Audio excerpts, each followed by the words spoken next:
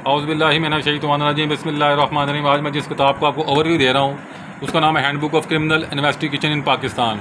ये किताब जो सी है, ये देख लें, ये बेसिकली सुप्रीम कोर्ट के सजेशन के ऊपर ये किताब बनी थी।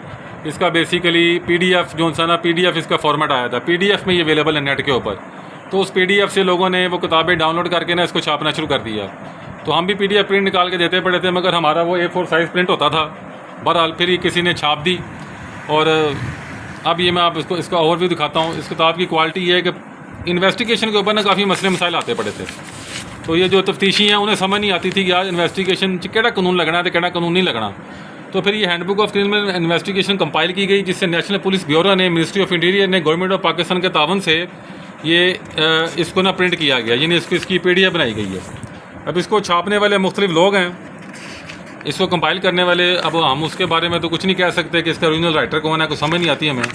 मगर ऊपर जो कोई लिखा हुआ वो ये लिखा हुआ, मैं दिखा देता हूँ। Research society of international law, impartial analysis, legal solutions, ठीक है ना, इनके ऊपर लिखा आता पड़ा। देखें ये बंदे, रिसर्च टीम आ रही है, श्याम अहमद खान, अबरेज़ अकल, आइमल अमजद कुरैशी, अजीम अरमगान। ऊपर आ रहा है जी टीम लीडर मोहम्मद ओवैस अनवर। अभी हमारे हमें नहीं समझ आ रही, हीरा आरफ, साद हसन, इनका नाम लिखा आता पड़ा है। अब ये देखें, ये इसके टेबल ऑफ कंटेंट आ गया। चैप्टर नंबर 1 ओवरव्यू, उसके बाद start of an investigation, power investigation, crime scene management आ गया, सर्च एंड सीजर आ गया। उसके बाद आ गया एविडेंस आ गया, उसकी टाइप्स आ गई सारी की सारी, अरेस्ट आ गई, रिमांड आ गया, आइडेंटिफिकेशन परेड आ गई। उसके बाद आइडेंटिफिकेशन परेड के बाद अब आ जाते हैं विटनेस आ गई, विटनेस स्टेटमेंट्स आ गई हैं। फिर इन्वेस्टिगेशन मेजर क्राइम्स आ गया है, ये पुलिस रिपोर्ट अंडर सेक्शन 173 आ गई है, रोल ऑफ प्रोसिक्यूटर इन्वेस्टिगेशन आ गया। ठीक है जी, अब ये किताब चलनी शुरू हो गई है। अब इस किताब के अंदर नुक्स जो मैं देख रहा हूँ, उसका फ़ॉन्ट बहुत बारीक है, यानी जिन्होंने इसको बनाया है, कंपाइल किया है, उन्हें ये किताब मोटे फ़ॉन्ट में बनानी चाहिए थी। अब मुझे नहीं समझ आ सकी कि उसका फ़ॉन्ट बारीक क्यों रखा गया है। हो सकता है उनकी नीयत ठीक हो। बहरहाल ये देखें, इन्वेस्टिगेशन के बीच में चार्ट शामिल है, basic criminal investigation procedure chart है। ये देखें शुरू हो रहा है मुकम्मल। अब पता नहीं ये कहाँ से शुरू हो रहा है, कैसे इन्होंने चलाया, बहरहाल इन्होंने चला दिया है। ये आप देख सकते हैं।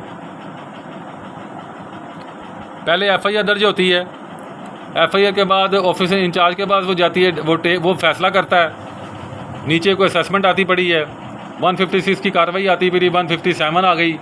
उसके बाद hand over of crime scene from first respondent आ गया, क्राइम सीन आ गया। सर डिफरेंट उसका चार्ट बना दिया उन्होंने। ये क्रिमिनल इन्वेस्टिगेशन चलनी किस तरह है, ये आप देख सकते हैं ये सारी। अच्छा जी, इसको बंद करते हैं तो आगे चलते हैं। अब ये देखें, उन्होंने उसका स्टार्ट इन्वेस्टिगेशन कह दिया उन्होंने कि receipt of information concerning an officer, registration of an FIR in cognizable offences, referring और डिलेइंग एन इन्वेस्टिगेशन, पर्चा दर्ज करने के बाद कमेंसिंग ऑफ इन्वेस्टिगेशन। नीचे PLD के रेफरेंस भी दिए गए हैं, देख लें आपने। यानी केस लॉ बेस उन्होंने कोशिश की किताब बनाई जाए। फ़ॉन्ट साइज़ इसका छोटा है, थोड़ा फ़ॉन्ट साइज़ इसका बड़ा होना चाहिए। लेकिन पूरा इन्वेस्टिगेशन का वो तरीका बताते पड़े हैं। मैं इसको अब जंप ओवर कर रहा हूँ थोड़ा। मैं स्टार्ट ऑफ इन्वेस्टिगेशन आ गई, कहाँ से स्टार्ट कर रहा है, inform the informant that no investigation is taken place. इसका तो पीछे से स्टार्ट हुई है, ये देखें, और पीछे चलते हैं। बाहर चार्ट दिया उन्होंने। अब ये उसने उसको कोई परफॉर्मा बना दिया, शायद जो FIR का नमूना है वो दे दिया, इंग्लिश के अंदर दे दिया। अब ये देखें, थोड़ा सा मैं शफल करूँगा। ये इन्वेस्टिगेशन पे एक अच्छी किताब है। इस किताब को पढ़ लेने के बाद जो वकील हैं, क्रिमिनल जो लॉयर्स हैं, उनकी ना काफ़ी अपडेट हो जाएगा नॉलेज उनका। और ख़ासकर ये तफ्तीशियों के लिए बनाई गई है।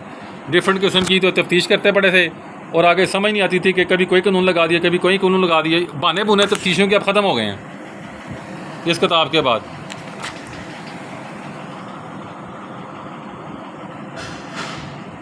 ये इन्वेस्टिगेशन किट के बारे में बताया उन्होंने, जो फिंगरप्रिंट मटेरियल होता है ना, उसकी किट्स के बारे में बताया गया।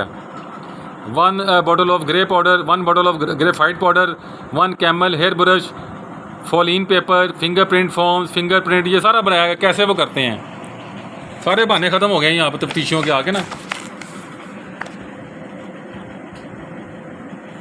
अब मैं थोड़ा इसको आगे चला रहा हूँ। ये देखें ना, कोई क्राइम सीन आता पड़ा है, काफ़ी इसमें डाटा दिया गया है। थोड़ा मैं इसको शफल कर रहा हूँ, किताब भरी पड़ी है इन्वेस्टिगेशन के ऊपर, डिफरेंट अदालती फैसले भी साथ आते पड़े हैं। मैं इसको आगे लेके जाता पड़ा हूँ। कलेक्शन ऑफ ओरल एविडेंस आ गया, ये 2 टेबल्स आ गई हैं, इन्वेस्टिगेशन के पूरे तरीके आते पड़े, पावर टू रेस्ट आ गई है। अब इसके अंदर ना काफ़ी इसमें डाटा मौजूद है। तो मैं समझता हूँ ये किताब आपको अब समझ आ गई होगी कि तफ्तीश पर किताब है। और इस किताब के टोटल पेजेस भी देख लेते हैं कितने हैं। इस किताब के जो टोटल हैं 304 सफ़े हैं।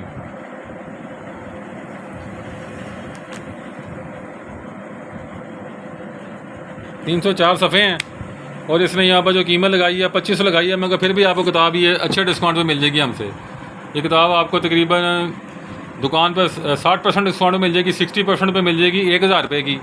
और अगर आप बाई डाक मंगाते हैं तो 1250 की मिल जाएगी हमारे से ना ये किताब। फिर मैं आपको दिखा देता हूँ, ये देख लें आप, किताब की फॉर्मेशन देख लें। उसने टाइटल अच्छा लगा दिया है, मगर अंदर जो कागज़ है बस वो नॉर्मल ही है। कागज़ मत भी ठीक है, फ़ॉन्ट भी बरीक है, क्या करें, अब हमारे बस में नहीं, हमारे इख्तियार में नहीं है। तो ये हर बंदे को ये किताब, हर फौजदारी वकील को किताब पढ़नी चाहिए। इसके साथ ये जो मियां अज़हर की किताब है, ये वाली किताब, इस किताब को भी पढ़ें। दोनों किताबें पढ़ें आप, दोनों किताबें आपको बेनिफिट देंगी।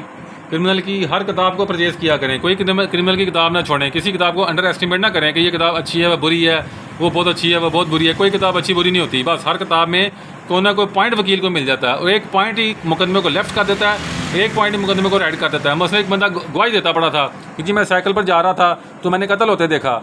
अचानक वकील ने उससे सवाल पूछा कि तुम्हें साइकिल चलानी आती है? कहता जी मुझे साइकिल चलानी नहीं आती। एक तरफ कहता है मैं साइकिल चला रहा था और मैंने कत्ल होते देखा, और दूसरी तरफ कहता है मुझे साइकिल चलानी नहीं आती। तो बेड़ा गर्क हो गया। एक सवाल है, एक सवाल ही मुकदमे के अंदर को आउट कर देता है, नॉकआउट कर देता है। एक सवाल से मुकदमा जीत जाते हैं। मसलन आपने किसी के थंब इंप्रेशन साबित करने थे, पहले कहते जी मैं तो दस्तखत नहीं किए, मैं तो अंगूठा नहीं लाया। अचानक जिरा में सवाल होता है कि तुम आपने अंगूठा दाएं हाथ का लगाया, ऐसा नहीं बाएं हाथ से लगाया था। अभी सडन क्वेश्चन था, अचानक उन्हें कहा जी मैं बाएं हाथ ना लाया सी। एक तरफ कहता है जी मैं अंगूठा नहीं लाया, डॉक्यूमेंट तो मेरे साइन नहीं ने, मैंने तो पता नहीं। दूसरे पासे मान गया मैं अंगूठा लाया सी। ये जिरा होती है कि जिरा में आपने टिप एंड ट्रिक्स कैसे आपने इस्तेमाल करना है। जिस तरह जिरा होती पई ये जी मेरी तो यानी आमदन नहीं, मेंटेनेंस का मुकदमा है। अच्छा तेरे को गड्डी है? हाँ मेरे को गड्डी है। कितने किलोमीटर दफ्तर दूर है? जी 20 किलोमीटर दूर है। अच्छा आप आते जाते हैं दफ्तर? जी मैं आता जाता हूँ। गाड़ी में पेट्रोल भी डलाते होंगे कि पानी डलता है गाड़ी में? जी मैं पेट्रोल भी डलाता हूँ। ऐं जी काबू करी दे। अच्छा 15,000 रुपये महीना तो तेरे को पेट्रोल 500 से पैसे है ने, गड्डी रखने तेरे को पैसे है ने, ठीक है। खाना भी दफ्तर जाके तो बाजारों खाना है, बिरयानियाँ खाना है, तो बच्चे को 3,000 या 5,000 देने से तेरे को पैसे नहीं गए। इस तरह फिर जिरा में काबू किया जाता है। आपने देखना है कि घेरा किस तरह पाना है। कभी डायरेक्ट सवाल ना करें, पहले टिप टिप टिप टिप पहले ग्राउंड बनाएं। ग्राउंड बनाने के बाद उसको फंसाएं। जिस तरह शिकार करता है ना शिकारी, इस तरह जिरा में आपने काबू करना होता है। आप सीधे सीधे सवाल करिए, ठक ठक जवाब आएगा, मुकदमा हार जाएंगे। बहरहाल ये किताबें आप परचेज़ करें। ये किताब आपको हमसे मिल जाएगी बाई डाक 500 की, ये मिल जाएगी तकरीबन दुकान पे आपको 1000 रुपये की। दोनों दुकानें आपको हम 1500 में दे देंगे। अगर आप दोनों मंगाते हैं ना 1500 में आपको दोनों किताबें मिल जाएंगी। दोनों किताबें कमाल की किताबें हैं, दोनों किताबें आप परचेज़ करें तो आपको फ़ायदा पहुँचेगा। मैं उम्मीद करता हूँ आपको ये हमारी वीडियो पसंद आएगी। मुझसे नहीं खरीदनी, मत खरीदो यार, किसी और से ख़रीद लो। ये ना समझना कि मैं इसलिए बनाता बड़ा शायद मुझे पैसे आ जाएंगे, किसी और से परचेज़ कर लो।